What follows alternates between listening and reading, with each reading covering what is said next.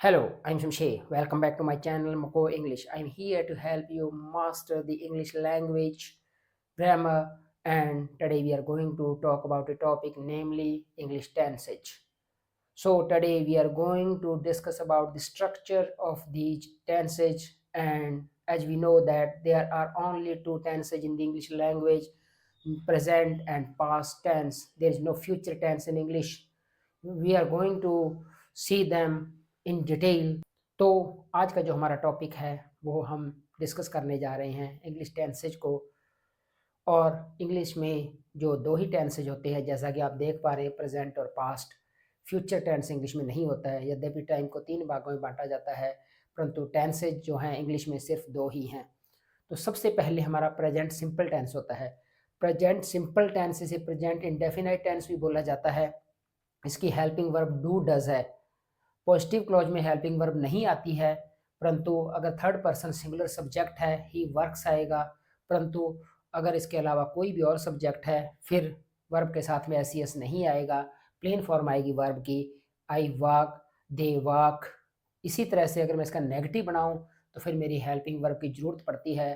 जो do operator है या डज ऑपरेटर है वो काम आता है। ही के बाद में थर्ड पर्सन सिंगुलर के बाद में डजेंट आता है। थर्ड पर्सन सिंगुलर को छोड़कर बाकी जितने भी पर्सन या नंबर्स हैं उनके लिए हमेशा डोंट आता है। I don't work, we don't work, they don't work. इसी के बाद में जो पास्ट सिंपल टेंस है इसकी हेल्पिंग वर्ब डिड है। इसमें भी पास्ट सिंपल या इंडेफिनाइट जो मेरा टेंस है इसमें भी पॉजिटिव क्लॉज में मेरा डिड नहीं आता है। वर्ब की जो फॉर्म है वो सेकंड फॉर्म आती है जिसे कि पास्ट टेंस फॉर्म बोला जाता है। तो वर्ब की past tense form positive clause में यूज की जाती है, जैसे कि हम देख पा रहे हैं ही वॉकड। परंतु जैसे ही हम इसका नेगेटिव करेंगे तो फिर डिडंट आ जाएगा।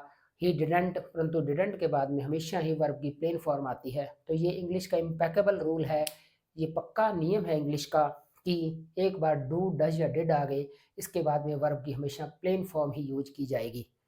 उसके बाद में जो मेरी नेक्स्ट टेंसेज हैं कंटिन्यूस टेंसेज हैं। प्रेजेंट कंटिन्यूस है, इसकी helping verb is am are है और इसके बाद में जरंट पार्टिसिपल मेन वर्ब की फॉर्म यूज की जाती है। वर्ब की आई एन जी फॉर्म है। तो he is walking, I am walking, they are walking. अगर इसका नेगेटिव बनाना हो तो सिंपल नोट आ जाएगा ऑपरेटर के बाद में, इज एम आर के बाद में। परंतु अगर मैं फिर इसके बाद में बात करूँ कंटिन्यूस में पास्ट टेंस की, पास्ट कंटिन्यूस टेंस में जो मेरी हेल्पिंग वर्ब होती है वो वॉज वर होती है और वर्ब की अगेन आईएनजी फॉर्म आती है। ये भी इंग्लिश लैंग्वेज का रूल है कि कंटिन्यूस टेंसेज में हमेशा मेन वर्ब की आईएनजी फॉर्म या जरंट पार्टिसिपल फॉर्म का ही यूज किया जाता है। तो आई वाज वर्किंग, जो आई के साथ में मेरा वॉज आता है थर्ड पर्सन सिंगुलर और फर्स्ट पर्सन सिंगुलर में मेरा वॉज आता है। बाकी जो भी पर्सन बचते हैं उसके सब में वर आता है। They were working, you were working, तो इनमें वर आएगा। तो ये मेरा हो गया पास्ट कंटिन्यूस टेंस। इसके बाद में मेरा प्रेजेंट परफेक्ट टेंस आता है। इसकी हेल्पिंग वर्ब हैज हैव है। हैज हैव के बाद में परफेक्ट टेंस में हमेशा वर्ब की थर्ड फॉर्म या पास्ट पार्टिसिपल फॉर्म का यूज किया जाता है। आई हैव वर्कड, जो मेरी थर्ड फॉर्म है वर्कड पास्ट पार्टिसिपल फॉर्म है। इसी तरह से ही हैज वर्कड। तो हैव का यूज हमेशा जो है वो थर्ड पर्सन सिंगुलर को छोड़कर होता है। थर्ड पर्सन सिंगुलर के साथ में सब्जेक्ट अगर थर्ड पर्सन सिंगुलर है तो मेरा हमेशा ही है जाता है। तो जो रूल है इंग्लिश लैंग्वेज में, कनकॉर्ड का नियम है, सब्जेक्ट देखना होता है, सब्जेक्ट से वर्ब अग्री करती है। इसकी तरह से जो मेरा पास्ट परफेक्ट टेंस है इसमें एक ही हेल्पिंग वर्ब है हैड, और उसके बाद में हमेशा वर्ब की थर्ड फॉर्म या पास्ट पार्टिसिपल फॉर्म आएगी ही हैड वर्कड। इसके बाद में जो नेक्स्ट टेंस है वो है present perfect continuous tense. Helping verb has have plus been plus verb की आईएनजी या जेरेड पार्टिसिपल फॉर्म यूज की जाएगी। I have been working, same rule है, थर्ड पर्सन सिंगुलर के साथ में हैज आएगा, बाकी सभी के साथ में हैव आएगा। तो ही हैज बीन वर्किंग। इसमें अगर हमें नोट लगाना हो तो हैव फर्स्ट ऑपरेटर है या हैज फर्स्ट ऑपरेटर है, इसके बाद में नोट आएगा, बीन से जस्ट पहले नोट आएगा। और उसी तरह से अगर मैं पास्ट परफेक्ट कंटिन्यूस की बात करूं तो had plus been plus verb की आईएनजी फॉर्म है। अगर नोट लगेगा तो हैड और बीन के बीच में आएगा। They had been working, they had not been working. तो यहाँ पर सिर्फ एक ही हेल्पिंग वर्ब है, चाहे कोई भी सब्जेक्ट क्यों ना हो, हमारा जो वर्ब होगी वो हमेशा ही हैड ही होगी। तो ऑपरेटर जो है मेरा वो हैड ही आएगा हमेशा।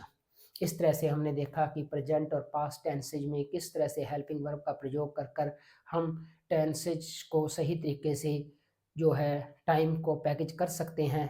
टेंसेज का यूज करते हैं टाइम को पैकेजेज करने के लिए। पैकेजिंग के लिए जो टेंसेज हैं वो मेरे प्रेजेंट सिंपल में हेल्पिंग वर्ब डू डज होती है, पास्ट सिंपल की जो हेल्पिंग वर्ब है डिड है, प्रेजेंट कंटिन्यूअस की हेल्पिंग वर्ब मेरी इज एम आर है वर्ब, उसके बाद में हमेशा वर्ब की आईएनजी फॉर्म या जरंड पार्टिसिपल फॉर्म आती है। परंतु पास्ट कंटिन्यूअस में मेरी हेल्पिंग वर्ब वाज वर है और जो मेन वर्ब की आईएनजी फॉर्म आएगी इसके बाद भी। परफेक्ट टेंस से जो मेरे होते हैं उनमें वर्ब की थर्ड फॉर्म आती है मेन वर्ब की, या पास्ट पार्टिसिपल फॉर्म आती है। जहाँ तक प्रेजेंट परफेक्ट का सवाल है यहाँ पर हैज या हैव हेल्पिंग वर्ब है और इसके बाद में मेरी वर्ब की थर्ड फॉर्म या पास्ट पार्टिसिपल फॉर्म आती है। और जो मेरा पास्ट परफेक्ट टेंस है इसमें मेरी हैड के बाद में वर्ब की थर्ड फॉर्म या पास्ट पार्टिसिपल फॉर्म का यूज किया जाता है। उसके बाद में जो मेरा नेक्स्ट टेंस है प्रेजेंट परफेक्ट कंटिन्यूअस, इसमें हैज या हैव बीन के बाद में वर्ब की आईएनजी फॉर्म आती है। परंतु पास्ट परफेक्ट कंटिन्यूअस में मेरा हैड के बाद में बीन आएगा और बीन के बाद में वर्ब की आईएनजी फॉर्म आएगी। इस तरह से हम टेंसेज को फॉर्म करते हैं इंग्लिश लैंग्वेज में। हमने देखा कि ये जो रूल है, जो नोट का रूल है, निगेशन जब भी किया जाता है तो निगेशन हमेशा ही फर्स्ट ऑपरेटर के बाद में लगता है। और अगर हम इंट्रोगेशन करेंगे, अगर हम क्लोज्ड इंट्रोगेटिव को फॉर्म करेंगे, यस नो क्वेश्चन बनाएंगे, तो जो पहली हेल्पिंग वर्ब है वो सब्जेक्ट से पहले निकल जाएगी और एंड में क्वेश्चन मार्क आ जाएगा। Has he been working, had they been working, यहाँ पर दो हेल्पिंग वर्ब है, सिर्फ पहली वर्ब हेल्पिंग वर्ब ही मेरे सब्जेक्ट से पहले जाएगी और लास्ट में क्वेश्चन मार्क आएगा। ये मेरा यस नो क्वेश्चन है। तो इन्वर्जन जब भी होता है यस नो क्वेश्चन में तो सिर्फ फर्स्ट हेल्पिंग वर्ब जो मेरी सेंटेंस की है उसी का ही यूज किया जाता है। तो इस सीरीज में हम जितने भी लेसन हैं वो मैं डिस्क्रिप्शन बॉक्स में जो है लिंक डाल रहा हूँ, आप सारे वीडियो जो उस लिंक में जाकर देख सकते हैं। और टेंसेज को हम पिक्चर्स के द्वारा देखने की कोशिश करेंगे। इस सीरीज में हम टेंसेज को समझने के लिए पिक्चर्स का सहारा लेंगे और बहुत आसानी से टेंसेज को समझाया जाएगा। Thanks for watching the video. I hope you really enjoyed the video. If you enjoyed it, please like, share and subscribe. Thank you very much again.